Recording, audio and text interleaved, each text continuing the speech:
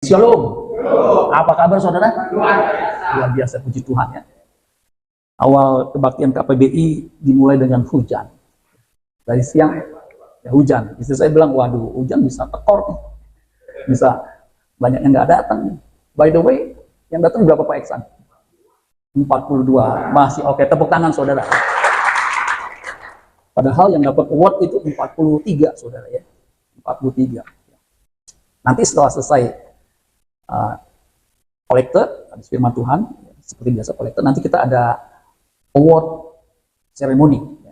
Award, penyerahan award saudara ya, hasil kerja keras saudara, amin saudara. Amin. Tapi nanti rewardnya jangan lihat duitnya saudara, jangan lihat duitnya, jangan lihat vouchernya, tapi lihat ketulusan yang memberinya, amin saudara. Amin. Ya segini, mau beli motor mana cukup ya saudara, jangan begitu saudara ya. Ya, itu cuman begini saudara ya. Bayangin, di dunia aja ada orang yang mau memberi award, apalagi nanti Tuhan pasti diberi award. Amin saudara sekalian.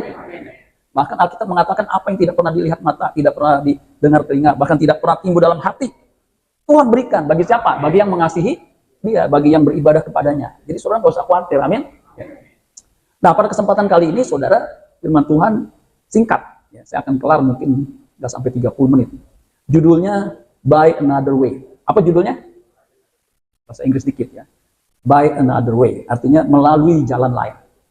Kita sering mendengar istilah banyak jalan menuju Roma. Jadi kalau saudara ke Roma, Eropa, itu jalannya banyak. Mau lewat darat boleh, cuman lama. Lewat udara bisa ke Singapura dulu, baru langsung ke Europe. Atau dari sini ke Jepang, baru ke Eropa. Atau saudara bisa langsung dari Jakarta, Cengkareng, bisa langsung ke Eropa. Banyak jalannya. Banyak cara untuk mencapai tujuan ke Eropa. Tetapi kalau jalan menuju surga, jalannya nggak banyak. Nggak, amin saudara. Jalan menuju ke kerajaan surga itu tidak banyak. Bahkan cuma satu. Itu keyakinan iman kita. Nah, kita akan belajar melalui jalan lain. Matius 2 ayat 11 dan 12. Cuma 2 ayat saudara. Dikatakan begini. Maka masuklah mereka. Mereka ini orang Majus. Karena apa namanya? Perikopnya berjudul ya orang Majus. Orang Majus dari timur. Itu perikopnya tuh. Kalau sudah baca perikopnya orang Majus dari timur, dari Babilonia, Irak sekarang. Nah, maka masuklah mereka ke dalam rumah itu. Rumah di mana ada Yesus bersama dengan bunda dan ayahnya ya. Dan melihat anak itu, Yesus yang masih anak, kurang lebih 2-3 tahun begitu, bersama Maria. Siapa Maria? Ibunya. Lalu sujud menyembah dia. Padahal masih bayi. Orang Majus ya, itu menyembah dia. Mereka pun membuka tempat harta bendanya. Jadi ternyata orang Majus ini adalah seorang yang cendekia, orang bahkan ada yang menduga dia raja-raja dari timur. Kenapa? Dilihat dari persembahannya. Dan mempersembahkan persembahan kepadanya, yaitu apa?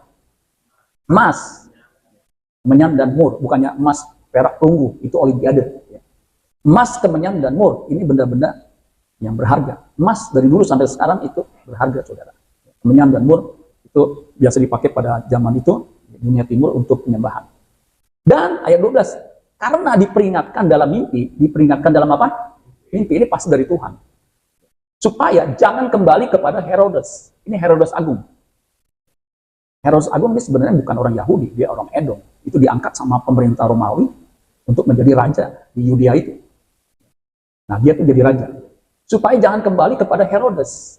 Maka, perhatikan, pulanglah mereka ke negerinya melalui jalan lain, tidak jalan yang sama. Nah, saya mau tanya, saudara. Kalau seandainya orang Majus ini kembali ke jalan yang sama, kira-kira apa yang terjadi?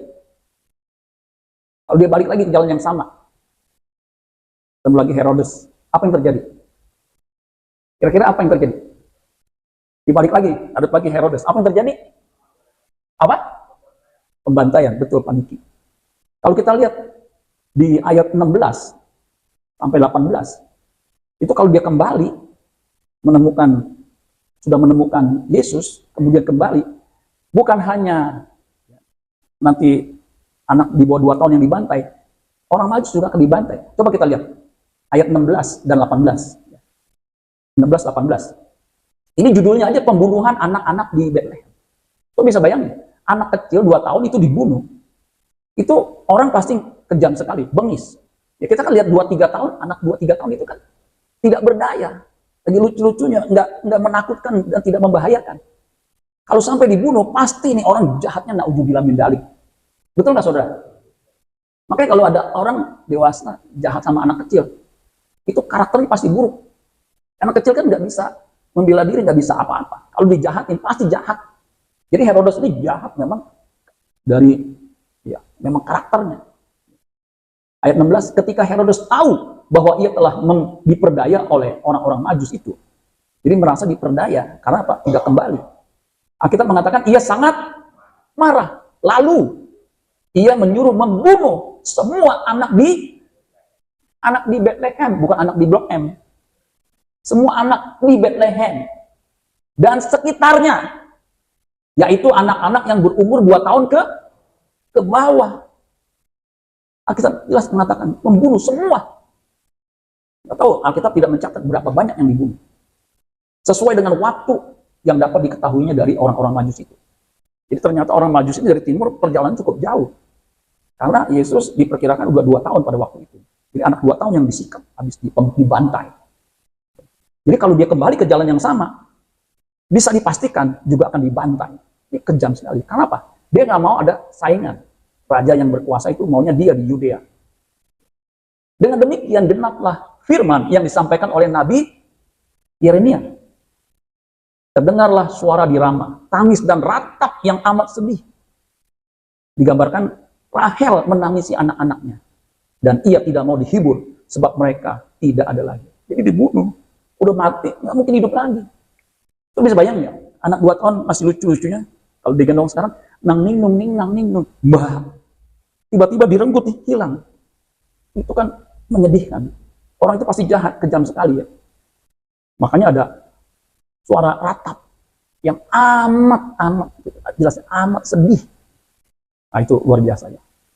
Saudara-saudara, sebenarnya ada yang lebih membahayakan dari sekedar penderitaan di bumi ini, yaitu penderitaan kematian kedua. Yang Alkitab menggambarkan seperti ratap dan kertak gigi. Di sana ada ratap kertak gigi, ulatnya nggak mati-mati, kemudian apinya nggak padam-padam.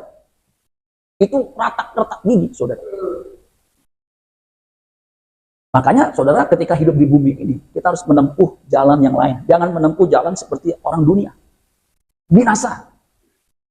Makanya, saudara sekalian, saya mendorong saudara, kita boleh susah di bumi ini. Karena nggak semua orang beruntung. Dulu saya juga begitu. Kalau melihat orang ya, apalagi waktu saya kerja di Citibank, orang kok bisa kaya-kaya banget ya. Saya ke kantor masih naik motor. Ini baru masuk udah pakai BMW. Ini orang kok kalau makan tuh bukannya di warteg, saya makannya tuh di pinggir-pinggir gitu, saudara. Makan pecel lele. Kantor tuh makan pecel lele. Balik itu bau asap gitu, saudara. Tapi saya jalanin. Kenapa? Kalau makan di ini kan nggak cukup juga kalau setiap kali makan goban. Kalau pecel lele kan cuma 15.000, saudara. Tetapi saudara sekalian, setelah saya menjalani hidup lebih dari setengah abad ini, saya bisa mengerti ya. Orang kaya pun, kalau kita lihat, sekaya apapun, kalau dia mati, meskipun diantar mobilnya bisa puluhan, kalau dia mati, yang jemput bukannya malaikat Tuhan, ada di pangkuan Abraham, tapi yang menjemputi malaikat maut, dia dilemparkan ke neraka. Buat apa? Amin, saudara sekalian. Jangan sampai kita mengikuti jalan dunia binasa. Ada persemayaman. Jadi sebelum dikuburkan, itu dia sewa 4 ruangan gede-gede. Jadi kayak begini ada 4. Itu kalau datang tamu-tamunya itu ada bubuk-bubuk yang bisa dinikmati. Ada Starbucks, ada Häagen-Dazs, ada bubur, ada somai Bandung, begitu saudara. Jadi kalau ke situ kayak pesta, itu juga hiasannya luar biasa. Ternyata yang mati itu konglomerat. Kalau dia nggak di dalam Tuhan, nggak di jalan Tuhan, apa yang terjadi? Sengsara dia. Belum yang ngiringnya, itu mobil jenazahnya, itu ada mobil jenazah yang spesial, Mercedes. Dia ada orang susah, ngikutin, yang nganterin mobil-mobil butut, saudara. Kalau itu modalnya aja bisa puluhan, saudara. Sama seperti orang kaya dan Lazarus. Orang kaya itu setiap hari bersukaria ya, dalam kemewahannya. Tapi ketika dia mati, dia sengsara, saudara. Itu jalan dunia. Tapi kalau jalan Tuhan, jalannya lurus. Amin, saudara. Pasti sampai. Amin. Makanya jangan sampai kita menempuh jalan dunia. Kita harus menempuh jalan lain. Yaitu jalan Tuhan. Yohanes 1 ayat 23. Jawabnya. Ini jawab Yohanes Pembaptis. Yohanes 1 ayat 23. Jawabnya, akulah suara orang yang berseru-seru di padang gurun. Luruskanlah jalan Tuhan. Seperti yang telah dikatakan Nabi Yesaya. Ini Nabi Yesaya, Yesaya 40 ayat 3. Itu jalan lurus. Yohanes Pembaptis mempersiapkannya. Supaya ketika Yesus tampil, itu orang udah siap mempersiapkan jalannya. Karena manusia, saudara, untuk bisa sempurna, dia harus baik dulu. Harus bertobat. Amin. Maka Yesus berkata, kalau kamu tidak bertobat seperti anak kecil, kamu tidak akan masuk dalam kerajaan surga. Orang Kristen, kalau dia nggak bertobat, bertobat itu berbalik dari arah yang ke sana, ke berlawanan, arah yang berdosa, jahat, balik. Begitu. Itu namanya bertobat, metanoia, strevo. Itu punya pengertian yang sama. Matius 3 ayat 1, dikatakan gini, pada waktu itu tampillah Yohanes Pembaptis di padang gurun, Yudea, dan memberitakan, nah ini beritanya, berita jalan Tuhan atau jalan yang lurus. Bertobatlah, jadi jelas.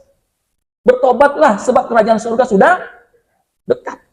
Sesungguhnya, ayat 3, dialah yang dimaksudkan Nabi Yesaya ketika ia berkata, ada suara orang yang berseru-seru di padang gurun, persiapkanlah jalan untuk Tuhan, luruskanlah jalan baginya. Nah, kita yang sudah diselamatkan, kita juga harus mempersiapkan jalan untuk keluarga kita itu bisa mengenal Tuhan melalui kehidupan kita. Amin. Maka kehidupan kita harus berubah. Amin, saudara. Kalau enggak, anak kita nggak akan bisa bertobat. Bapak gua begini. Susah. Ini yang ngomong saya lupa-lupa inget ya. Tapi kata-katanya saya nggak lupa. Dia cerita, ada anak pendeta. Anak pendeta tidak mau ke gereja, tidak mau beribadah, bahkan tidak mau percaya Yesus sebagai orang Kristen. Ketika ditanya, lu bapak lu pendeta besar, gembala. Kenapa nggak ke gereja? Kenapa nggak ini? Tahu nggak jawabannya apa? Cuma ke gereja jadi Kristen. Bapak gue tuh kalau di mimbar mah jago. Sampai begitu sudah kesel kali ya. Tapi di rumah, sampai dia bilang begini. Bapak gue tuh kalau di gereja itu kayak malaikat yang mengasih berkat. Tetapi kalau di rumah kayak bangsat, mau laknat. Saya kaget tuh, saudara. Ternyata ada loh pendeta yang begitu, saudara. Saya bilang, lu kok bisa begitu ya? Saudara, sampai saya bingung ya. Kadang-kadang tanya istri saya, jangan sampai gua kayak begitu dah ya. Aduh, ampun, saudara. Sakit tangan saya sampai kesel juga, saudara ya. Ada kayak begitu. Terus saya kagum ada pendeta yang luar biasa ya. Sampai saya bilang, kok bisa ya lebih hebat dari konglomerat? Saudara tahu emasnya ada berapa kilo? Ada berapa kilo? Ada berapa kilo? 10 kilo. Ditulis tuh. 10 kilo. 1 kilo itu 1 M. 10 kilo berapa? Pinter lu yang hitungnya. 10 M emasnya aja. Sampai saya bilang, uang dari mana ya? Saya setengah mati, saudara sekalian. Saya mesti kumpulin dikit-dikit begitu, saudara. Ya. Tapi ini luar biasa. Tapi miris, saudara sekalian. Pak Hendy udah cerita tuh. Pendeta yang saya maksud, saya nggak berani ngomong ya. Kalau Pak Hendy ngomong langsung tuh begitu. Dulu saya kagum sekali. Saya pernah lihat mobilnya Rolls Royce depan. Saya bilang, pendeta mobil begini ya. Nah, jangan sampai saudara sekalian kita jadi batu sandungan buat orang sehingga bukan jadi jalan Tuhan, malah jadi jalan iblis membawa dia ke neraka. Kita harus mempersiapkan jalan buat keluarga kita sehingga bisa mengenal Tuhan. Amin, saudara sekalian. Makanya kita harus berubah. Amin. Kasihan tuh keluarga kita kalau sampai seperti anak pendeta itu. Mendingan jadi ateis daripada jadi Kristen seperti bapak gua. Aduh, saudara jangan. Amin. Untung saudara bukan pendeta. Kalau pendeta anak kayak gitu gimana, saudara? Ibrani 10 ayat 19 dan 20. Dikatakan begini. Ibrani 10 ayat 19 sampai 20. Jadi, saudara-saudara, oleh darah Yesus kita, ini darah Yesus, matiannya di kayu salib, itu darahnya tertumpah.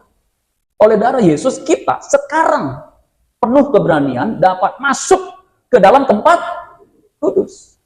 Jadi kalau Yesus nggak menumpahkan darahnya di kayu salib, Kita nggak masuk ke tempat kudus. Kita masuk semua meluncur masuk neraka. Makanya kalau jadi orang Kristen mesti bersyukur, amin. Sebab apa? Apalagi saudara yang mau diinginkan. Hidup cuma 70, 80. Bulan ini, bulan yang paling banyak saya mengunjungi buka. Yang belum lama itu, saya juga agak miris ya. Dia suka undang saya hampir tiap bulan ya, ke pelayanan pemulung. Pak Andi pernah tuh. Saudara.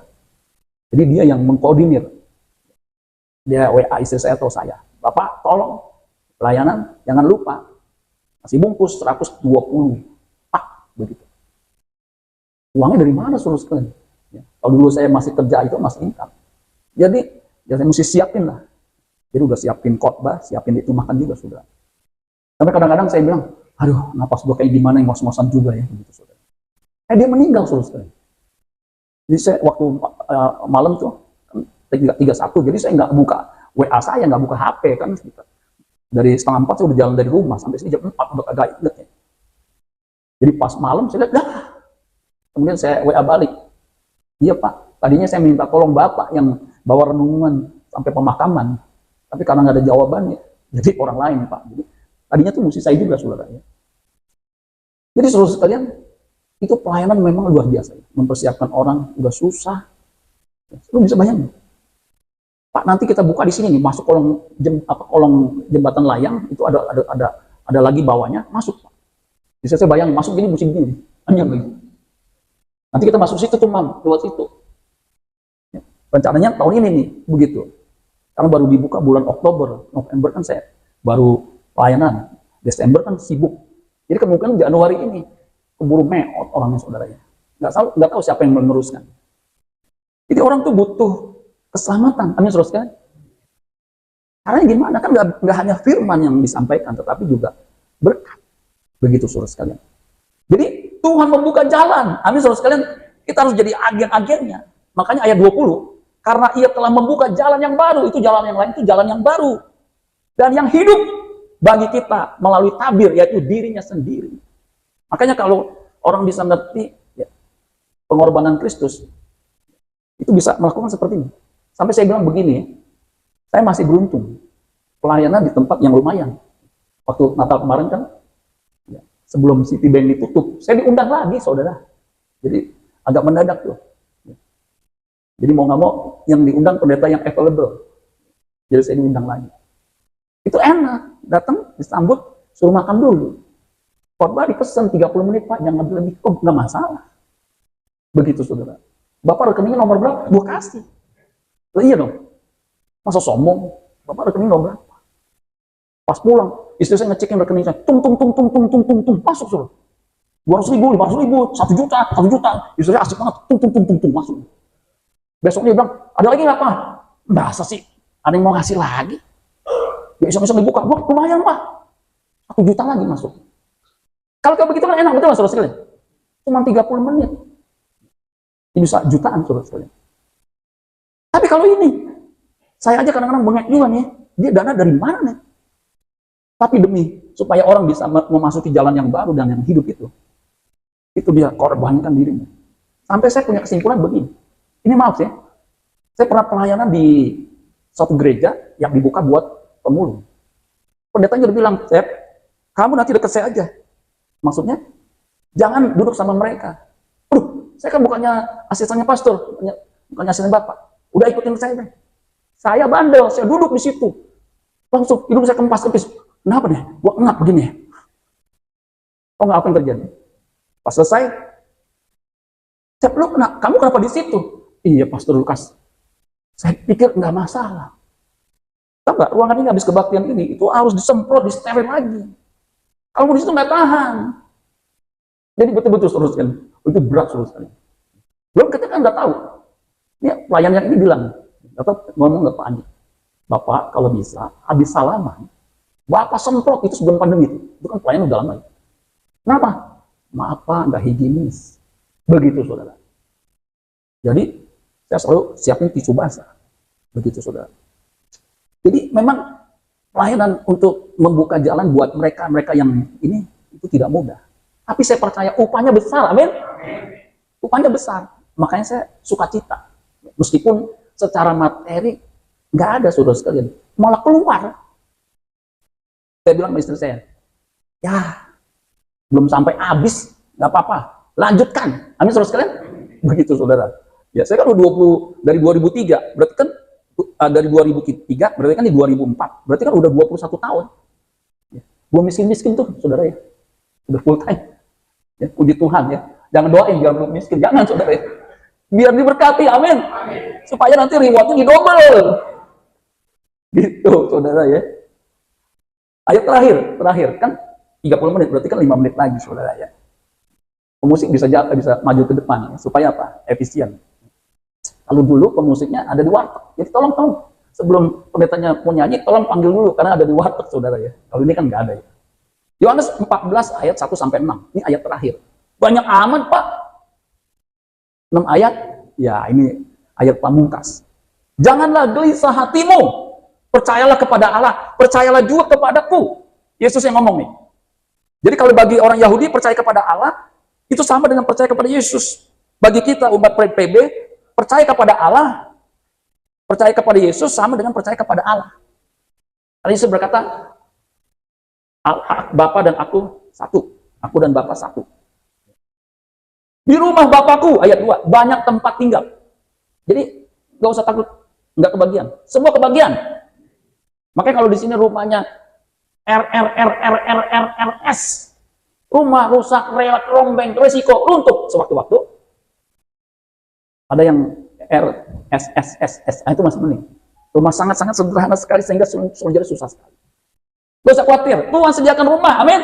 Karena dikatakan, di rumah Bapakku banyak tempat tinggal. Jika tidak demikian, tentu aku mengatakannya kepadamu. Sebab aku pergi ke situ untuk menyediakan tempat bagimu.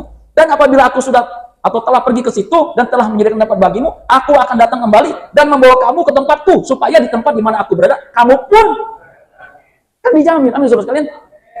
Makanya ya susah-susah dikit nggak masalah. Amin, saudara sekalian. Dan kemana aku pergi, kamu tahu jalan ke situ tuh. Kalau Tuhan kasih tahu, jalannya pasti sampai. Bukan hanya dia kasih tahu, dia bawa kita. Amin. Apalagi sekarang kan ada GPS tuh ya. Apalagi dikasih tahu, diikutin. Saya baru ke Bandung kan. Saya nggak mau nyetir, anak saya nyetir.